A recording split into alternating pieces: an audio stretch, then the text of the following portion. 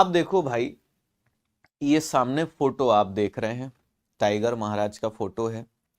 Project tiger पर हम लोगों को बात करनी है। और क्या बात करनी है? A success story of tiger conservation in India. और success story of tiger conservation in India, यानी कि भारत में बाघ संरक्षण की सफलता की एक कहानी है।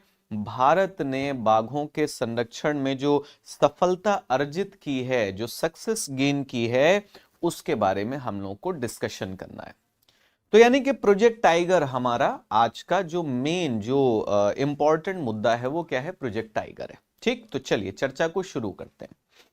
देखो, सबसे पहली चीज, अगर हम थोड़ा सा इसके आप कहोगे इंट्रोडक्शन में जाएं, परिचय में जाएं, तो परिचय में जाने से पहले, इंट्रोडक्शन में जाने से पहले मैं आपको यह बताता हूं। देखिए, हमारा जो देश है ना, उसके अंदर कई सारे ऐसे कानून हैं, कई सारे ऐसे लॉज हैं, एक्ट्स हैं, जो बायोडाइवर्सिटी कंजर्वेशन को, जैव विविधता संरक्षण को लेकर के, वाइल्ड लाइफ कंजर्वेशन, ठीक है, वन्य जीवों के संरक्षण को लेकर के, फॉरेस्ट्स के कंजर्वेशन को लेकर के कई तरीके के कानून हैं, प्रावधान हैं, लॉज हैं, एक्ट्स हैं। ठीक, अब उन्हीं में से एक है जिसको हम कहते हैं 1927 का इंडियन फॉरेस्ट एक्ट।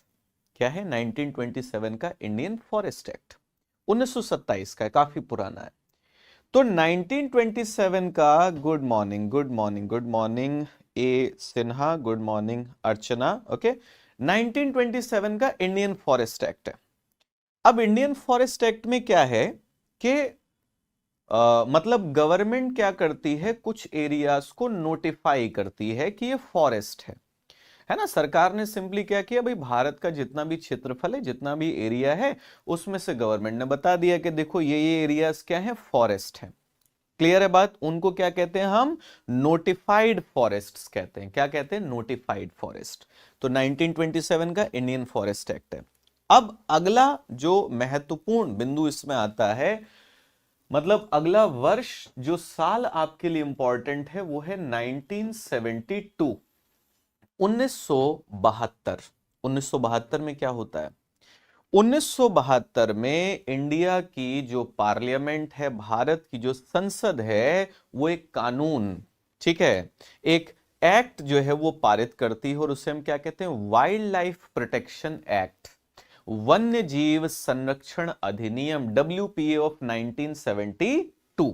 ठीक, अब WPA of 1972, good morning Fareen. WPA जब 1972 में आता है, तो ये WPA क्या बात करता है? WPA कहता है कि भाई ये जो नोटिफाइड फॉरेस्ट्स हैं, मतलब जिन जिन इलाकों को भारत सरकार ने क्या कह रखा है कि ये हमारे वनीय क्षेत्र हैं, सरकार ने नोटिफाई कर रखा है, उनमें से कुछ एरियाज को, कुछ क्षेत्रों को क्या बना दिया जाएगा? नेशनल पार्क और वाइल्ड लाइफ सेंचुरी। ये जो आप पढ़ते हो ना, नेशनल पार्क, राष्ट्रीय उद्यान और वाइल्ड लाइफ सेंचुरी जो आप पढ़ते हैं, ये कब आया? 1972, 1972।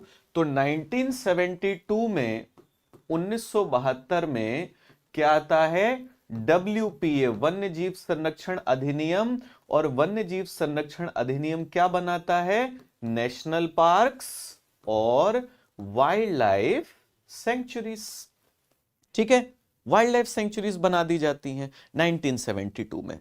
आप कह सकते हो कि भारत के अंदर टाइगर कंजर्वेशन, यानी कि बाघ संरक्षण, यहां से शुरू होता है। अगर कभी हिस्ट्री जाननी हो तो आप कह सकते हो कि टाइगर कंजर्वेशन कहां से स्टार्ट हो रहा है? 1972 से स्टार्ट हो रहा है। ठीक है, यहां तक बात समझ में आई। अब मैं थोड़ा सा आपको बता दूं कि दो कैटेगरीज बनाई गई, इन्हें संरक्षित क्षेत्र कहते हैं, प्रोटेक्टेड एरियाज कहते हैं, नेशनल पार्क और वाइल्ड लाइफ सेंचुरी। अब नेशनल पार्क में क्या होता है ना, नेशनल पार्क में आप कह सकते हो कि लोगों के किसी भी तरीके के अधिकार नहीं होते हैं, लोगों को कोई राइट नहीं होता। जैसे आप कहोगे कि भाई कोई लकड़ी वगैरह इकट्ठा करना चाहे, कलेक्शन ऑफ फायरवुड्स, ठीक है, या फिर आप कहोगे कोई जानवर अपने चराना चाहे, ग्रेजिंग ऑफ डोमेस्टिक एनिमल्स, तो वो सब चीजें नेशनल पार्क के अंदर अलाउड नहीं होती। लेकिन वाइल्ड लाइफ सेंचुरी में ये चीजें अलाउड होती हैं, कुछ हद तक लोगों को अधिकार दिए जाते हैं। तो 1972 में क्या होता है, 1972 में सरकार क्या कर देती है, एक अधिनियम लेकर के आती है, एक एक्ट लेकर के आती है, जिसे हमने क्या कहा, वाइल्ड लाइफ प्रोटेक्शन एक्ट। और उसके अंदर क्या बन जाता है कि जो भी हमारी नोटिफाइड फॉरेस्ट्स हैं उनमें नेशनल पार्क और वाइल्ड लाइफ सेंचुरीज बना दी जाती हैं। अब थोड़ा सा मैं आपको लेकर के चलता हूं आगे। देखिए आगे ये समझिए कि बैकग्राउंड क्या है। 1972 1972 जिस साल WPA आया ना, उसी साल क्या होता है, भारत का पहला टाइगर सेंसस होता है। यानी कि बाघों की भारत में पहली बार क्या की जाती है, गणना की जाती है। Abhinav good morning, Abhinav good morning, good morning and welcome everyone. अच्छा गाइस, जितने भी लोग क्लास में जुड़े हैं बहुत बहुत स्वागत है आप सभी लोगों का। और मैं आपसे कहूंगा कि इस सेशन का लिंक आप बाकी अपने दोस्तों के साथ, बाकी जो भी लोग प्रिपरेशन कर रहे हैं उनके साथ शेयर कर दीजिए। बहुत इंपॉर्टेंट टॉपिक होने वाला है ताकि बाकी लोग भी जुड़ सकें हमारी क्लास से। So good morning and welcome to all of you. तो क्या हुआ, 1972 में टाइगर सेंसस हुआ और टाइगर सेंसस से यह पता चला कि भारत में केवल कितने टाइगर बचे हैं, 1827, केवल 1827 टाइगर बचे हुए हैं। कितने, 1827। ठीक है, याद रखिएगा इसको। अब थोड़ा सा मैं कुछ चीजें और बताता हूं, कुछ चीजें और ये जान लीजिए आप लोग कि अगर हम इंडिपेंडेंस के टाइम पर देखें ना, स्वतंत्रता के टाइम पर देखें, जैसे यहां पर आपको कुछ चीजें देखने को मिलेंगी।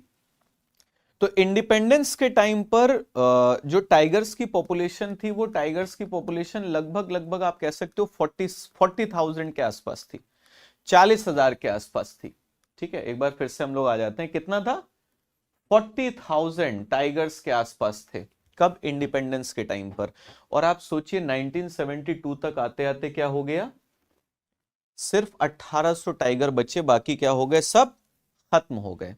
तो ये एक अलार्मिंग सिचुएशन थी ना, सरकार को पैनिक मोड में आना चाहिए था, गवर्नमेंट को सोचना चाहिए था कि भाई इसी तरीके से अगर चलता रहा तो टाइगर क्या हो जाएंगे, खत्म हो जाएंगे। तो यहां से एक डिसीजन लिया जाता है और भारत सरकार, उस टाइम पर प्राइम मिनिस्टर इंदिरा गांधी जी थी, तो उन्होंने 1 अप्रैल 1973 को जिम कॉर्बेट नेशनल पार्क क्या कर दिया, जिम कॉर्बेट नेशनल पार्क से प्रोजेक्ट टाइगर की शुरुआत कर दी। तो प्रोजेक्ट टाइगर कहां से स्टार्ट होता है, जिम कॉर्बेट नेशनल पार्क से। कब स्टार्ट होता है, 1 अप्रैल 1973। इंपॉर्टेंट डेट है, याद रखिएगा। देखो 1973 में शुरू हुआ था, 2023 लास्ट ईयर था, तो 50 साल कंप्लीट हो गए इसके। ठीक है, कितने टाइगर रिजर्व्स उस टाइम पर बनाए गए, ये क्वेश्चन आपके प्रीलिम्स के पॉइंट ऑफ व्यू से इंपॉर्टेंट हो सकता है। तो देखिए शुरुआत में कितने टाइगर रिजर्व्स थे, 9। ठीक है, 1973 में अगर आप देखोगे तो 73-74 का जो टाइम है उसमें 9 टाइगर रिजर्व्स को क्या किया गया था, एक तरीके से आप कहोगे नोटिफाई किया गया था, डिक्लेयर किया गया था। अगर आप लोग लिखना चाहें, नोट करना चाहें, तो देखिए मानस, मानस कहां पर है, असम में है। इसके अलावा पलामू, पलामू आपको कहां पर मिलेगा, झारखंड में मिलेगा। बांदीपुर, बांदीपुर कहां पर, कर्नाटक में है। इसके अलावा कान्हा, कान्हा MP में है। ठीक है, कान्हा MP में है। मेलघाट, मेलघाट कहां पर मिलता है, महाराष्ट्र में मिलता है। मेलघाट के अलावा अगर आप देखोगे तो ओडिशा का सिमलीपल, ओडिशा में सिमलीपल है। राजस्थान का रणथंबोर है। उत्तराखंड का कॉर्बेट, भाई कॉर्बेट से तो शुरुआती हुई थी, जिम कॉर्बेट से स्टार्ट ही हुई थी। और अगर आप वेस्ट बंगाल में देखोगे तो सुंदरबन। ये जो मैंने आपको 9 जगह बताई ना, ये 9 टाइगर रिजर्व्स हमारे इनिशियल टाइगर रिजर्व्स थे, आरंभिक टाइगर रिजर्व्स थे, जो कब स्टार्ट किए गए थे, 1973 में। क्यों स्टार्ट किया गया? क्योंकि टाइगर्स की पॉपुलेशन, जनसंख्या क्या हो रही थी? घट रही थी। इतनी बात मुझे लगता है आप लोगों को समझ में आ गई होगी, आपको क्लियर हुआ होगा कि भाई ये प्रोजेक्ट टाइगर कब आया, ठीक है, क्यों आया, इसका रीजन क्या था और कहां कहां पर इसकी शुरुआत होती है। अब हम चलते हैं, थोड़ा सा इंट्रोडक्शन देखते हैं कि प्रोजेक्ट टाइगर का एम क्या है, उद्देश्य क्या है, भाई किस पर्पस को फुलफिल करने के लिए लाया गया था। आप अगर मेंस में आंसर लिख रहे हो तो आप सिर्फ अगर इतना लिख देते हो ना कि प्रोजेक्ट टाइगर का ऑब्जेक्टिव क्या है, प्रोजेक्ट टाइगर का ऑब्जेक्टिव है कि भाई टाइगर्स का कंजर्वेशन, तो ये बड़ा मतलब बहुत लिमिटेड इंफॉर्मेशन है, क्योंकि मेंस में कंटेंट बहुत मैटर करता है, आप किस तरीके का कंटेंट डाल रहे हो, क्या क्या चीजें उसमें लिख रहे हो। तो आप यहां पर ध्यान रखोगे कि कोशिश थी कि टाइगर्स की एक वायबल पॉपुलेशन मेंटेन की जाए, यानी कि ठीक ठाक जनसंख्या, ठीक ठाक संख्या में टाइगर जो है वो भारत में बने रहें। ओके, और उसके अलावा आप क्या देखोगे, किस लिए भाई टाइगर किस लिए बने रहे, तो साइंटिफिक पर्पस के लिए, वैज्ञानिक उद्देश्यों के लिए, इकोनॉमिक आर्थिक, एस्थेटिक यानी कि सौंदर्य परक। बहुत सारे लोग आप देखते हो ना सिर्फ टाइगर को देखने के लिए जाते हैं, बहुत सारे लोगों का ये ड्रीम होता है कि हम कभी जंगल में जाएं और हमें टाइगर दिख जाए। कल्चरल यानी कि सांस्कृतिक, और आप कहोगे इकोलॉजिकल वैल्यू यानी कि पारिस्थितिक जो मूल्य हैं उसके लिए। तो मतलब टाइगर्स का अगर आप कंजर्वेशन देखोगे, संरक्षण देखोगे, तो बायोलॉजिकल इंपॉर्टेंस है। एक तो उनकी बायोलॉजिकल इंपॉर्टेंस है भाई, उनका अगर आप देखोगे तो जैविक, ठीक है, उनकी विशेषता है, और उसके अलावा नेशनल हेरिटेज यानी कि राष्ट्रीय विरासत के रूप में है, और लोगों को उनसे लाभ होगा कैसा भाई, एजुकेशन पर्पस के लिए, एंजॉयमेंट की आप बात कर सकते हो, इकोनॉमिक बेनिफिट्स हैं, तो कई प्रकार के लाभ इससे हमें मिल सकते हैं। ठीक, तो कुल मिलाकर के हमने थोड़ा सा जो एक ओवरव्यू देखना था वो हमने देख लिया। अब अगली बात यह है कि भारत के अंदर अगर इस समय पर आप टाइगर रिजर्व्स की बात करोगे तो उन्हें मैनेज करने का, उन्हें देखने का, उनकी देखरेख करने का काम कौन करता है? National tiger conservation authority. ठीक है, ध्यान रखेंगे, राष्ट्रीय बाघ संरक्षण प्राधिकरण जो है वो हमारे टाइगर रिजर्व्स की क्या करता है? देखभाल करता है। ठीक, और साथ ही साथ ये फंड्स रिलीज करता है विलेजर्स के लिए, ताकि अगर किसी जगह पर मान लो कि टाइगर रिजर्व के अंदर या उसके आसपास कोई गांव है, वहां लोग रहते हैं और उनकी वजह से दिक्कत हो रही है कंजर्वेशन में, और उन्हें जरूरत है कि उन्हें रिलोकेट किया जाए, उन्हें विस्थापित कर दिया जाए, तो उसके लिए फंड्स रिलीज करना ये भी किसका काम है? ये भी काम है आपका नेशनल टाइगर कंजर्वेशन अथॉरिटी का। तो सिर्फ टाइगर रिजर्व्स की देखरेख करना ही नहीं, बल्कि साथ में देखोगे कि अगर विलेजर्स का रिलोकेशन करना हो, उनको विस्थापित करना हो या उन्हें पुनर्स्थापित करना हो, तब भी फंड्स वगैरह देना। साथ ही साथ आया टाइगर प्रोटेक्शन फोर्स। अभी बताऊंगा टाइगर प्रोटेक्शन फोर्स कब आया था? 2008 में। 2008 का जो सेंट्रल बजट था ना, उसमें स्पेशल टाइगर प्रोटेक्शन फोर्स की बात हुई कि भाई बाघों के संरक्षण के लिए क्या किया जाए, स्पेशल टाइगर प्रोटेक्शन फोर्स जो है वो बनाया जाए। ठीक, अब थोड़ा सा और हम लोग चलते हैं आगे। देखो बैकग्राउंड वगैरह आप लोगों ने देख लिया, मैंने आपको बता दिया। ठीक, 1972 का सेंसस बहुत इंपॉर्टेंट था, क्योंकि 1800 के आसपास जो है वो टाइगर बचे हुए थे। ठीक, और इसीलिए 1 अप्रैल 1973 से क्या कर दिया गया? 1 अप्रैल 1973 से प्रोजेक्ट टाइगर की शुरुआत कर दी गई। अब थोड़ा सा और मैं आपको आगे के डेवलपमेंट्स पर लेकर के चलता हूं। प्रोजेक्ट टाइगर कब स्टार्ट होता है? 1973, बिल्कुल ठीक बात है। अब 1973 से हम पहला टाइम पीरियड लेकर के चलें 2006 तक का, 2006 तक का। इस टाइम पीरियड में अगर आप देखोगे ना, तो टाइगर रिजर्व्स को लेकर के, ठीक है, हमारे जो बाघ अभयारण्य हैं, इनको लेकर के कोई लॉ नहीं है, मतलब कोई इन्हें लीगल बैकिंग जो है, कोई आप कहोगे वैधानिक आधार इनका नहीं था। ये सिर्फ एक तरीके से आप कहेंगे एडमिनिस्ट्रेटिव कैटेगरी थी, एक प्रशासनिक श्रेणी बनाई गई थी। लेकिन 2006 में आकर के सरकार क्या करती है, 2006 में आकर के WPA जो हमारा 1972 का वाइल्ड लाइफ प्रोटेक्शन एक्ट है, इस WPA में अमेंडमेंट कर दिया जाता है, यानी कि संशोधन कर दिया जाता है। कब होता है? 2006 में।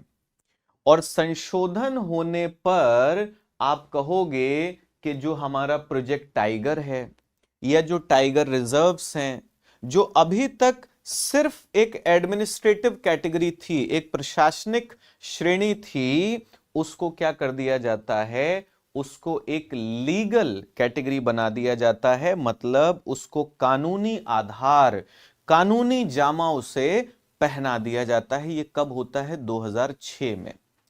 लेकिन इसका भी अपना एक इतिहास है, इसका भी अपना एक बैकग्राउंड है। बैकग्राउंड ये है कि national board for wild life, national board for wild life, इसका नाम याद रखेंगे। इसने सरकार को, गवर्नमेंट को, उस टाइम पर अगर आप देखोगे तो यूपीए की गवर्नमेंट थी, मनमोहन सिंह की गवर्नमेंट थी, सरकार को इसने रिकमेंड किया कि आप क्या करिए, एक टाइगर टास्क फोर्स बनाइए। क्या करिए? एक टाइगर टास्क फोर्स बनाइए। अब क्यों जरूरत पड़ी भाई national board for wild life को यह बात बोलने की? जरूरत इसलिए पड़ी क्योंकि 1973 से सरकार जो है, गवर्नमेंट जो है, वो टाइगर्स के कंजर्वेशन को लेकर के काफी पैसा खर्च कर रही थी। लेकिन उसके बावजूद टाइगर्स की पॉपुलेशन क्या होती जा रही थी? घटती चली जा रही थी। ठीक। और मैं आगे जाकर के आप लोगों को बताऊंगा कि 2006 में टाइगर्स की पॉपुलेशन 1400 के आसपास रह गई थी। 1972 में कितनी थी? 1800 के आसपास। 2006 में घटते घटते 1400 के आसपास रह गई। मतलब हम प्रोजेक्ट टाइगर भी चला रहे हैं, पैसा भी खर्च कर रहे हैं, सब कुछ कर रहे हैं, लेकिन फिर भी टाइगर्स की पॉपुलेशन क्या होती जा रही है? घटती जा रही है, जनसंख्या घटती जा रही है। तो national board for wild life ने कहा सरकार से कि आप एक टाइगर टास्क फोर्स बनाइए। और ये टाइगर टास्क फोर्स कब बनाया गया? तो आप कहोगे 2005 में, 2005 में गवर्नमेंट ने इस टास्क फोर्स को बना दिया। अब इस टास्क फोर्स ने एक चीज कही, इसने कहा कि देखिए, जिस तरीके से हम लोग टाइगर्स को कंजर्व करने की कोशिश कर रहे हैं ना, वो तरीका ही गलत है। तरीका हम लोग क्या फॉलो कर रहे हैं? हम लोग सोच रहे हैं कि हम गार्ड्स लगा दें, है ना, बंदूकों का इस्तेमाल कर लें, फेंसिंग का यूज कर लें और उससे हम टाइगर्स को कंजर्व कर लेंगे। इस टास्क फोर्स ने कहा देखो, टाइगर्स को कंजर्व करने के लिए आपको फॉरेस्ट को कंजर्व करना पड़ेगा। भाई जंगल को बचाओगे तभी तो टाइगर बच पाएंगे। आप सिर्फ टाइगर को बचाने की सोच रहे हो, जंगल को बचाने की सोच नहीं रहे हो, तो आप जंगल को बचाने की सोचिए। और जंगल को बचाने के लिए कौन जरूरी है? लोग जरूरी हैं। जो लोग एक लंबे टाइम से उस इलाके में, उस जंगल में रहते चले आ रहे हैं, अगर आप उन्हीं को इंपॉर्टेंस नहीं दोगे, उन्हीं को आप इस मुहिम में, इस एफर्ट में एक हिस्सेदार, एक भागीदार नहीं बनाओगे, तो वो लोग फिर, मतलब ये जो चीज है ये आपको नुकसान करेगी। टास्क फोर्स ने ये चीज बोली। अब आगे चलते हैं। तो टास्क फोर्स, ये जो टाइगर टास्क फोर्स था, इसी की रिकमेंडेशंस के बेसिस पर, इसी के सुझावों के आधार पर वर्ष 2006 में, 2006 में गवर्नमेंट ने क्या किया, सरकार ने क्या किया, WPA के अंदर अमेंडमेंट कर दिया, संशोधन कर दिया। अब आप सोचोगे कि ये अमेंडमेंट किया गया तो इस अमेंडमेंट से निकल करके क्या आया?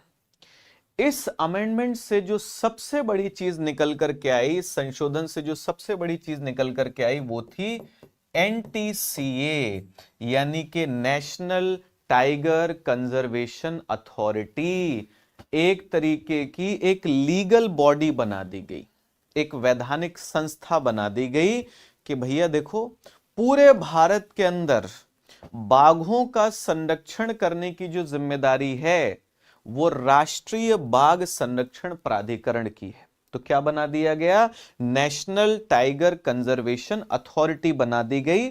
और इसके अलावा एक टाइगर कंजर्वेशन प्लान लेकर के आया गया।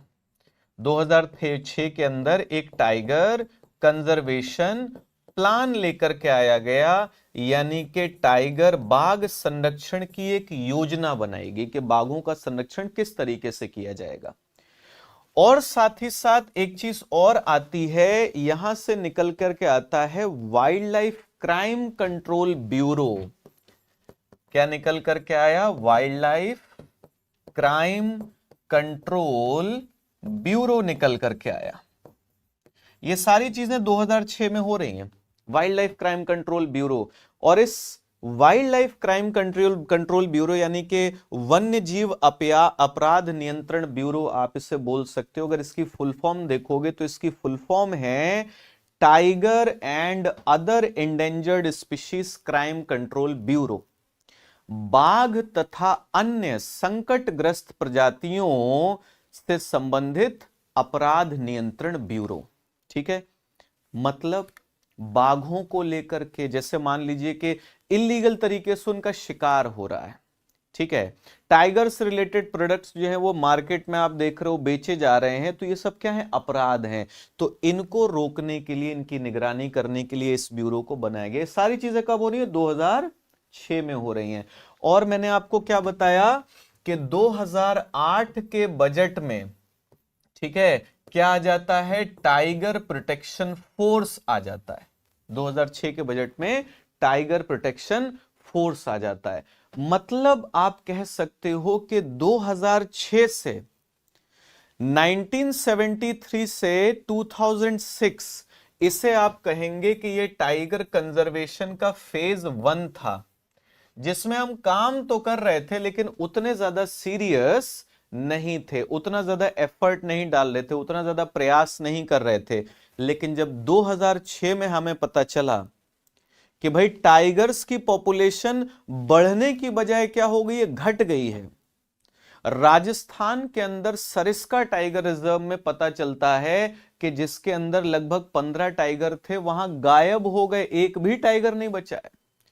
तब सरकार पैनिक मोड में आती कि अब कुछ करना पड़ेगा। तो यहां से एनटीसीए जो है वो निकल करके आता है, नेशनल टाइगर कंजर्वेशन अथॉरिटी जो है वो निकल करके आती है। और आप कह सकते हो कि 2006 से टाइगर कंजर्वेशन का क्या शुरू होता है, फेज 2 शुरू होता है। तो देखिए 2006 डब्ल्यूटीए के अमेंडमेंट, डब्ल्यूपीए के अमेंडमेंट से बना, ठीक है, लीगल बैकिंग है इसके पास, यानी कि इसके पास अपना एक कानूनी समर्थन है, एक वैधानिक आधार है। और इसका काम क्या है कि पूरे देश के अंदर टाइगर्स का क्या करना है, इसे संरक्षण करना है। ठीक, अब देखिए national board for wild life ने एक टास्क फोर्स को, जैसा मैंने बताया टास्क फोर्स रिकमेंड किया था, टास्क फोर्स ने कहा कि भैया प्रोजेक्ट टाइगर को क्या कर दो, स्टैट्यूटरी बॉडी, मतलब उसको स्टैट्यूटरी पावर्स दे दो।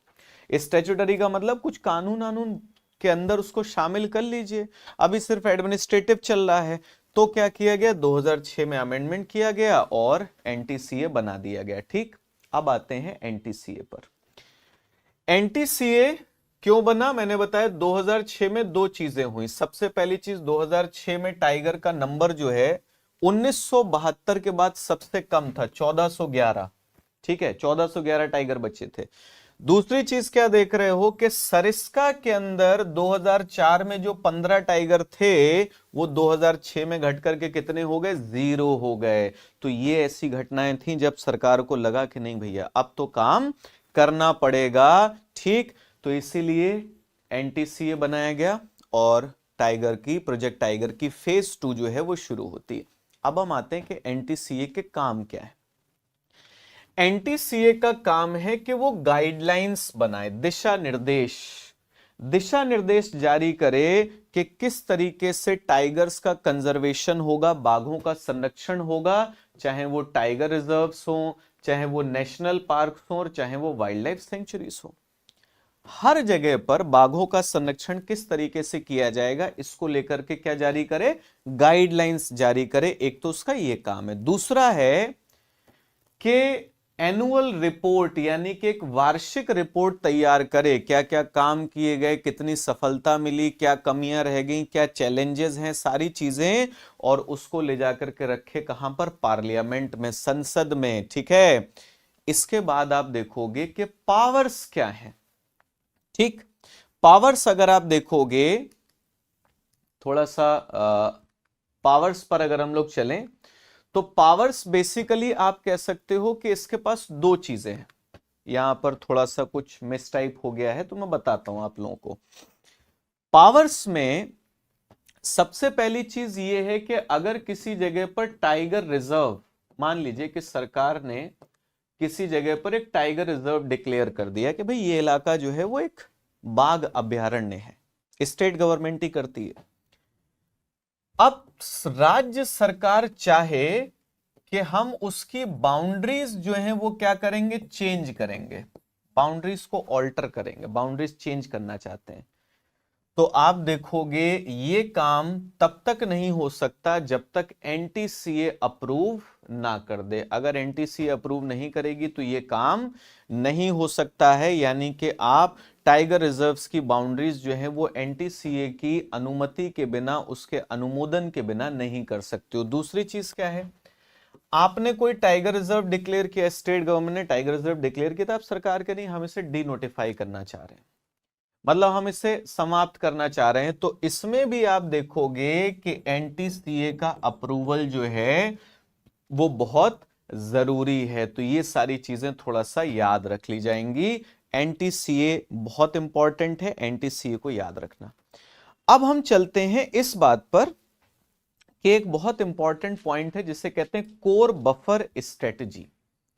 कोर बफर स्ट्रेटजी, भारत के अंदर जो टाइगर रिजर्व्स डिक्लेयर किए गए हैं वो किस रणनीति के आधार पर है, कोर बफर स्ट्रेटजी। अब आप सोचोगे ये है क्या, देखो इसका मतलब सिंपल है कि अगर हम एक टाइगर रिजर्व की बात करें ना, तो एक टाइगर रिजर्व का एक कोर एरिया होता है। क्या होता है, कोर एरिया। और उस कोर एरिया के बाहर आपको क्या देखने को मिलेगा, बफर जोन देखने को मिलेगा। यानी कि टाइगर रिजर्व को आप दो पार्ट्स में डिवाइड कर सकते हो। ये है भैया कोर एरिया, और इसको क्या कहेंगे, बफर जोन। इसको क्या कहोगे, बफर जोन। कोर एरिया मतलब, कोर एरिया का मतलब है, अच्छा कोर एरिया को एक चीज और बता दूं, कोर एरिया को कहते हैं क्रिटिकल टाइगर हैबिटेट। एक और नाम है इसका, क्रिटिकल टाइगर हैबिटेट। और याद रखेंगे कि ये जो दोनों टर्म्स हैं, कोर एरिया और क्रिटिकल टाइगर हैबिटेट, ये टर्म्स कहां पर यूज किए गए हैं, डब्ल्यूपीए में यूज किए गए हैं, वाइल्ड लाइफ प्रोटेक्शन एक्ट में इनका इस्तेमाल किया गया। तो कोर एरिया होता क्या है, कोर एरिया का मतलब है टाइगर रिजर्व का एक ऐसा क्षेत्र जिसे इनवायोलेटेड रखा जाए। एक बड़ा महत्वपूर्ण टर्म है यहां पर, कैसा रखा जाए, इनवायोलेटेड। अब ये इनवायोलेटेड का मतलब क्या है, इसका मतलब है कि कोई मानवीय हस्तक्षेप नहीं होना चाहिए, उसे पूरी तरीके से आप कैसा रखिए, सुरक्षित रखिए। वहां पर कोई मनुष्य या कोई भी ह्यूमन इंटरवेंशंस नहीं चाहिए, वहां पर ह्यूमन इंटरफेरेंस बिल्कुल भी नहीं चाहिए। तो मतलब ये हुआ कि अगर सरकार ने कह दिया कि ये इलाका टाइगर रिजर्व का कोर एरिया है, क्रिटिकल टाइगर हैबिटेट है, तो इसका मतलब ये हुआ कि फिर वहां से लोगों को हटाइए। ये एक अलग मसला है, ये एक अलग मुद्दा है ना। इसी से जुड़ जाता है एफआरए, ठीक है, recognition of forest rights act 2006 का। उस पर मैं फिर किसी दिन आप लोगों से वीडियो में बात करूंगा, क्योंकि वो बहुत बहुत ही पेचीदा, बहुत ही कॉम्प्लिकेटेड लेकिन बहुत ही इंटरेस्टिंग मुद्दा है, उसको पढ़ेंगे क्योंकि वो भी आप लोगों के मेंस के पॉइंट ऑफ व्यू से बहुत इंपॉर्टेंट है। ठीक है, तो क्रिटिकल टाइगर हैबिटेट क्या हो गया? Core area. अब यहां पर आप देख रहे हो ना, स्टेट गवर्नमेंट नोटिफाई करती है और कोई ह्यूमन डिस्टरबेंस अलाउड नहीं होता यहां पर। इसके चारों तरफ क्या आ जाएगा भाई? इसके बाहर का जो इलाका है इसे कहते हैं बफर। बफर मतलब इस कोर एरिया को बचाने के लिए है।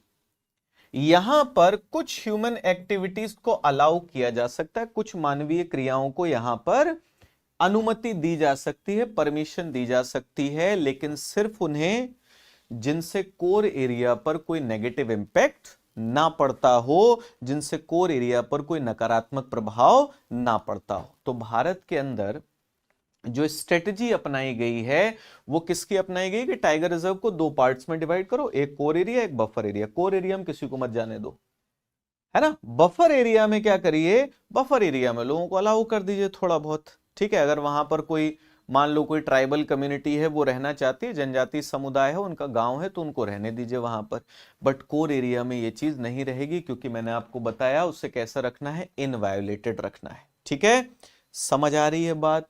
सारी चीजें क्लियर हो रही हैं? मैंने कहा ना, ये टॉपिक जितना सिंपल लगता है उतना सिंपल ये है नहीं। ठीक, तो हमने काफी सारी चीजों को क्या कर लिया, डिस्कस कर लिया। मैं आपको एक चीज और बता दूं कि अगर आप, जैसे कोर एरिया की बात हो रही थी ना, यहां पर आप देख रहे थे, और मैंने कहा इसको क्या कहते हैं, CTH, ये टर्म याद रखिएगा, critical tiger habitats. CTH, critical tiger habitats.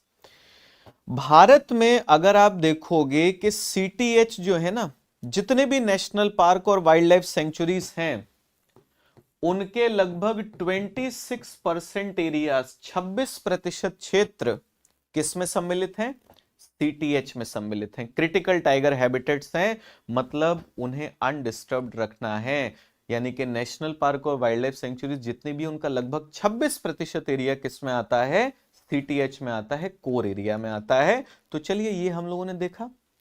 अब थोड़ा सा और आगे बढ़ते हैं और अब बात करते हैं किसके बारे में? टाइगर सेंसस के बारे में, टाइगरों की जनगणना के बारे में। कैसे होती है, कब होती है? हर 4 साल पर। ठीक है, हर 4 साल पर होती है। कौन करता है? तो wild life institute of India और NTCA।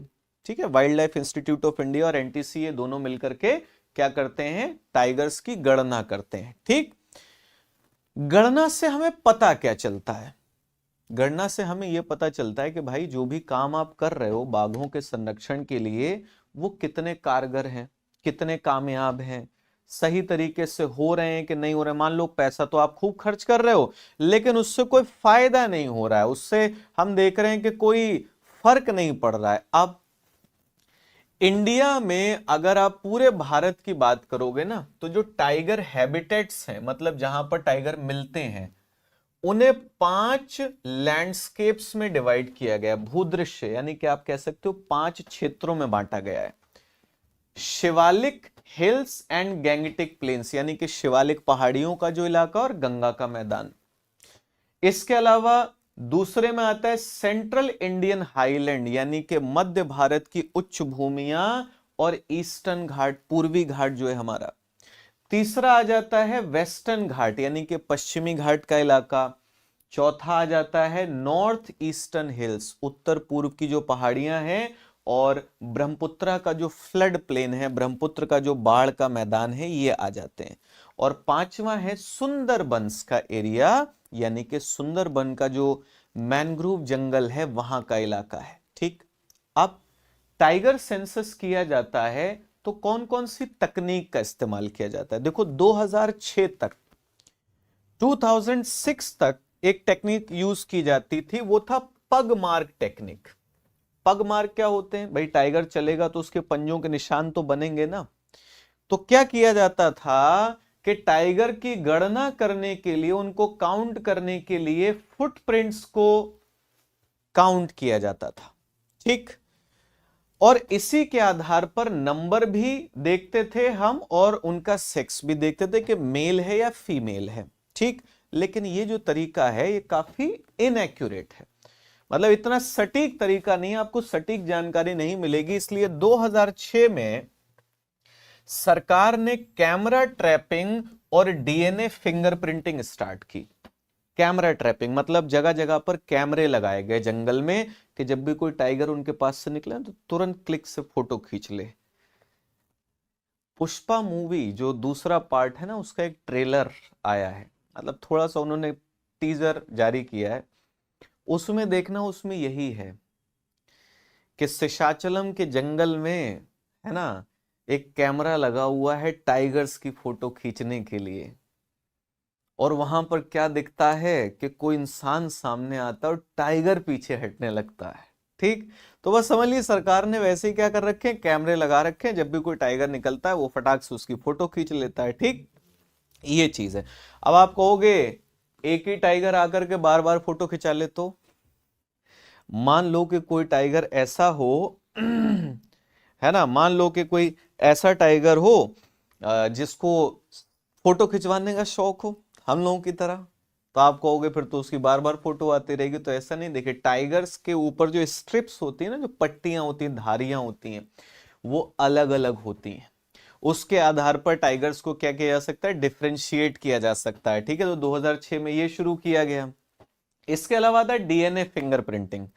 डीएनए फिंगरप्रिंटिंग मतलब एक तरीके से आप कहोगे टाइगर्स का जो फीकल मैटर होता है ना, जो उनका मल होता है, उससे डीएनए लेकर के क्या किया जाएगा, उससे डीएनए लेकर के डीएनए फिंगरप्रिंटिंग की जाएगी और उसके आधार पर काउंट होगा। तो ये कब से शुरू होता है, 2006 से शुरू होता है। ठीक है, तो कैमरा ट्रैपिंग आ जाता है और उसके अलावा डीएनए फिंगरप्रिंटिंग आती है, जिससे चीजें थोड़ा सा और बेहतर हो जाए।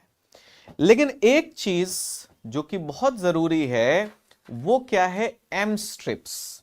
अब आप सोचोगे ये एम स्ट्रिप्स है क्या, इसकी फुल फॉर्म क्या है। देखो एम स्ट्रिप्स मैं बता रहा हूं, आप लोग नोट कर सकते हो, मॉनिटरिंग सिस्टम फॉर टाइगर्स।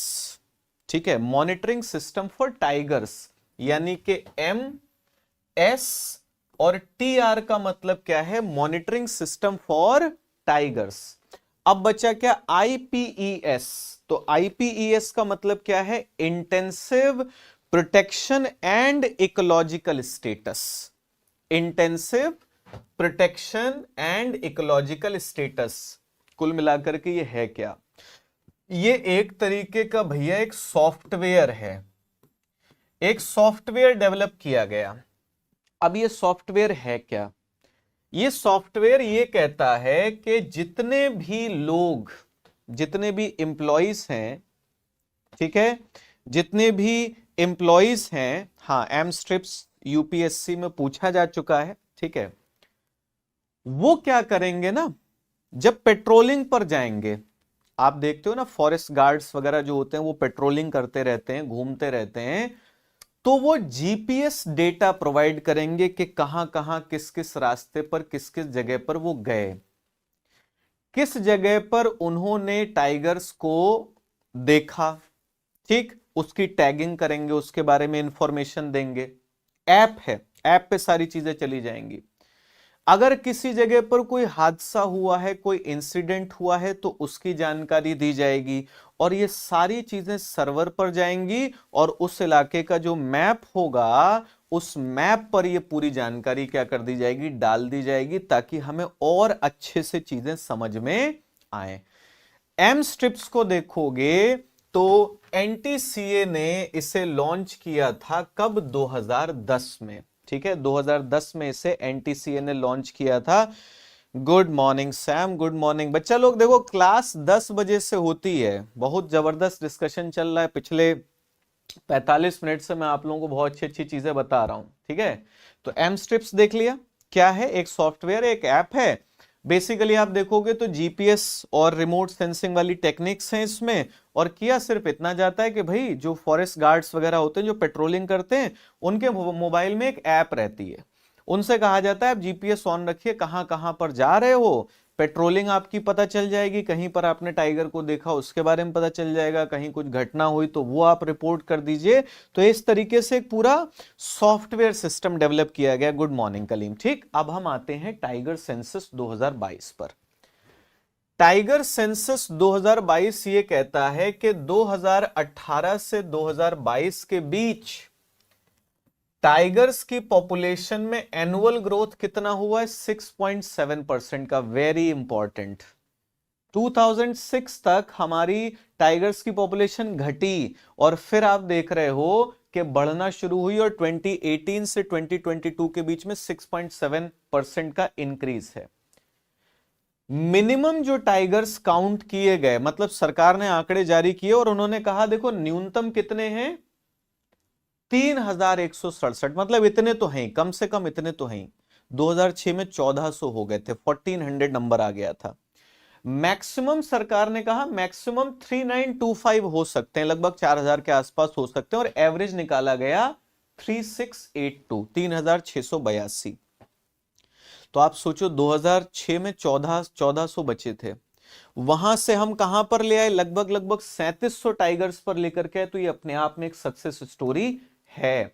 अब बोला गया कि सेंट्रल इंडिया, जो हमारा मध्य भारत है, शिवालिक पहाड़ियां हैं और गैंगेटिक प्लेन्स है, गंगा का मैदान, यहां पर टाइगर्स की संख्या में, टाइगर्स के नंबर में क्या देखने को मिला है? इंक्रीज देखने को मिला है। और मेनली आप देखोगे तो एमपी, उत्तराखंड और महाराष्ट्र में, एमपी, उत्तराखंड और महाराष्ट्र में, ठीक है। इसके अलावा कुछ एरियाज जैसे वेस्टर्न घाट, वेस्टर्न घाट में यह देखने को मिला भाई कुछ कुछ जगह पर टाइगर्स की पॉपुलेशन क्या हुई है? कम हुई है ना। टाइगर्स की संख्या वहां पर घटी है। इसका मतलब वहां पर हमें मॉनिटरिंग को और अच्छा करना होगा, देखरेख हमें और ढंग से करनी होगी। टाइगर सेंसस कहता है कि टॉप 4 स्टेट्स कौन सी हैं? नंबर 1 पर है एमपी, जहां लगभग 800 के आसपास टाइगर हैं। कर्नाटक लगभग 563, फिर उत्तराखंड 560 और चौथे नंबर पर है महाराष्ट्र 444। अगर आप टाइगर रिजर्व्स की बात करोगे तो नंबर 1 पर है कॉर्बेट। कॉर्बेट कहां पर है? उत्तराखंड में है। इसके बाद देखोगे बांदीपुर नंबर 2 पर है, नागरहोल नंबर 3, बांधवगढ़ नंबर 4 पर, और दुधवा, दुधवा यूपी में है, ठीक है। तो ये टाइगर रिजर्व्स जो है याद रख लीजिएगा, सबसे ज्यादा एमपी में है। बिल्कुल कलीम, सबसे ज्यादा टाइगर एमपी में, ठीक। ओके, अब खुशखबरी ये है कि भारत के अंदर दुनिया के 75% वाइल्ड टाइगर्स हैं। यानी कि पूरी दुनिया में जितने भी टाइगर्स हैं ना, उनके 75% वाइल्ड टाइगर्स किसके पास हैं? इंडिया के पास है, इंडिया के अंदर हैं। और यहां पर आप देखोगे Sohelwa wild life sanctuary, Sohelwa Shravasti में है, सोहेलवा। यहां पर 2022 के सेंसस में पहली बार एक टाइगर की फोटो खींची गई। मतलब सोहेलवा वाइल्ड लाइफ सेंचुरी जो श्रावस्ती की है ना, वहां पहली बार किसी टाइगर को देखा गया, किसी टाइगर की फोटो जो है वो खींची गई। यूपी में कौन कौन से हैं? तो अमनगढ़ है जो कि कॉर्बेट टाइगर रिजर्व का बफर है, दुधवा है, दुधवा में देखोगे दुधवा नेशनल पार्क है, किशनपुर वाइल्ड लाइफ सेंचुरी है, और करतनिया घाट वाइल्ड लाइफ सेंचुरी जो है, इनको इंक्लूड किया जाता है, ठीक है। पीलीभीत टाइगर रिजर्व, भाई पीलीभीत जिले में आपको देखने को मिल जाएगा, और Ranipur tiger reserve, Ranipur tiger reserve, ठीक है। इसको आप देखोगे बुंदेलखंड क्षेत्र का, बुंदेलखंड रीजन का पहला टाइगर रिजर्व है। अब इसमें मैं आपको बता दूं, रानीपुर जो है ना, रानीपुर को नोटिफाई कब किया गया? 2022 में, यानी कि रीसेंट है, ये हाल फिलहाल में ही बना हुआ है। तो रानीपुर को याद रखिएगा, 2022 में से नोटिफाई किया गया। और यूपी में 2 वाइल्ड लाइफ सेंचुरीज और इंपॉर्टेंट हैं। सर आपने देखा, श्रेया कह रही है सर आपने देखा। हाँ, मैंने टाइगर एक बार देखा, ऐसा इत्तेफाक, ऐसा इंसिडेंट हुआ है, पीलीभीत टाइगर रिजर्व में ही देखा था, तो एक बार मुझे मौका मिल चुका है, ठीक। सोहेलवा और आपका सोहागी बरवा जो वाइल्ड लाइफ सेंचुरीज हैं। अच्छा देखो, सोहेलवा अभी बताया श्रावस्ती में है, और सोहागी बरवा को अगर देखोगे तो ये महाराजगंज में है। इन दोनों को टाइगर डिटेक्टेड ग्रिड्स में ऐड किया गया है। मतलब टाइगर रिजर्व नहीं बोलोगे कि टाइगर रिजर्व बना दिया है, टाइगर डिटेक्टेड ग्रिड्स में, क्योंकि यहां पर टाइगर्स जो हैं वो डिटेक्ट किए गए हैं, लेकिन इस जगह पर अगर आप देखोगे तो हैबिटेट रेस्टोरेशन की जरूरत है ताकि टाइगर्स यहां पर आकर के रह सकें। प्रेज, भाई टाइगर अगर रहेगा तो वो शिकार तो करेगा ना, तो यहां पर शिकार उपलब्ध हो पाए इसकी जरूरत है। तो ये यूपी की जो चीजें हैं ना, यूपी स्पेसिफिक जो चीजें मैंने बताई उसको याद रखेंगे। अब लास्ट में हम लोग चलते हैं, प्रोजेक्ट टाइगर के अचीवमेंट्स क्या है। देखो भैया, अचीवमेंट्स तो बड़ा सिंपल है कि प्रोजेक्ट टाइगर अगर ना होता, 1973 में अगर प्रोजेक्ट टाइगर ना शुरू किया गया होता तो अब तक टाइगर शायद इंडिया से क्या हो गए होते, खत्म हो गए होते। ठीक, इसमें एक इंपॉर्टेंट चीज है, Saint Petersburg declaration. Saint Petersburg declaration अगर आप देखोगे तो ये कब का है, 2010 का। सेंट पीटर्सबर्ग कहां पर है, रशिया में है। तो सेंट पीटर्सबर्ग में एक डिक्लेरेशन जारी किया गया 2010 में, और वहां बात की गई ग्लोबल टाइगर रिकवरी प्रोग्राम की। ग्लोबल टाइगर रिकवरी प्रोग्राम की, वैश्विक बाघ पुनर्प्राप्ति कार्यक्रम की। ठीक, तो घोषणा की गई 2010 में, और बात यह की गई थी कि 13 देश, 13 कंट्रीज हैं जिनको कहते हैं टाइगर होम रेंज कंट्रीज। क्या कहते हैं, टाइगर होम रेंज कंट्रीज। अब मैं आपको थोड़ा सा अगर ये बताऊं, आप लोग चाहो तो इस चीज को नोट कर लेना कि वो 13 टाइगर होम रेंज कंट्रीज कौन कौन से। देखो, इंडिया उसमें आ जाता है, इंडिया के अलावा नोट कर लीजिए नेपाल आपका आ जाएगा, नेपाल के अलावा आप देखोगे चाइना, ठीक है, नंबर 3 हो गया। इसके बाद आप जो हमारा साउथ ईस्ट एशिया है ना, उस साउथ ईस्ट एशिया में चले जाइए, जैसे म्यांमार, ठीक है, म्यांमार आपका आ जाएगा, थाईलैंड आ जाएगा। ठीक है, तो हम एक तरीके से काउंट कर लेते हैं पूरा। सबसे पहले हमने देखा इंडिया, ठीक है, दूसरा हमने देखा नेपाल, तीसरा हमने देखा चाइना, फिर साउथ ईस्ट एशिया में चलते हैं तो वहां पर आप देखिए म्यांमार, ठीक, मलेशिया, म्यांमार हो गया, मलेशिया हो गया। इसके अलावा आप देखोगे कंबोडिया, ठीक है, कंबोडिया है, वियतनाम है, लाओस है, ठीक है, वियतनाम हो गया, लाओस हो गया, भूटान को भी इसमें इंक्लूड करिए, भूटान भी है, ठीक है, भूटान की अगर आप बात करोगे। और इसके अलावा जैसे इंडोनेशिया, इंडोनेशिया इसमें आ जाएगा, बांग्लादेश इसमें आ जाएगा, रशिया इसमें आ जाएगा। तो मतलब अगर रशिया को हम छोड़ देना इन 13 कंट्रीज में से, तो रशिया को छोड़ करके ज्यादातर कंट्रीज कहां पर हैं, आपका ये जो साउथ एशिया और south east Asia. South Asia में किसे देख रहे हो, इंडिया, ठीक है, आपका नेपाल, भूटान हो गया, बांग्लादेश हो गया, 4 कंट्रीज तो यहीं से आ गई। पांचवा अगर आप देखोगे तो आपको कहां पर देखने को मिलेगा, चाइना देखने को मिलेगा। उसके बाद आप साउथ ईस्ट एशिया में चले जाइए, तो साउथ ईस्ट एशिया में आप म्यांमार की बात करो, ठीक है, मलेशिया की बात करो, थाईलैंड है, कंबोडिया है, वियतनाम है, लाओस है, इंडोनेशिया है, ये सारी कंट्रीज आ गई, और उसके अलावा रशिया आ गई। इन सब कंट्रीज को मिलाकर के क्या कह रहे हैं कि ये टाइगर होम रेंज कंट्रीज हैं। इन सब ने मिलकर के 2010 में ये डिसाइड किया था कि हम लोग 2022 तक क्या करेंगे, टाइगर्स की पॉपुलेशन को डबल करेंगे। यानी कि जितनी टाइगर की पॉपुलेशन है हमारे पास, उसको क्या कर लिया जाएगा, डबल कर लिया जाएगा। क्योंकि अगर ये लोग डबल करेंगे, हाँ बिल्कुल, अगर ये लोग डबल करेंगे तो उससे फायदा क्या होगा भाई, ग्लोबल पॉपुलेशन क्या हो जाएगी, डबल हो जाएगी। भारत को अपना टारगेट अचीव करना था कब, 2022 में, लेकिन हमने अपना टारगेट कब अचीव कर लिया, 2018 में। यानी कि 4 साल पहले ही हमने अपना टारगेट जो है वो अचीव कर लिया। ये सक्सेस है किसकी, ये सक्सेस है हमारे प्रोजेक्ट टाइगर की। तो इस बारे में आप लोग ये जो चीजें मैंने आपको बताई ध्यान रखिएगा।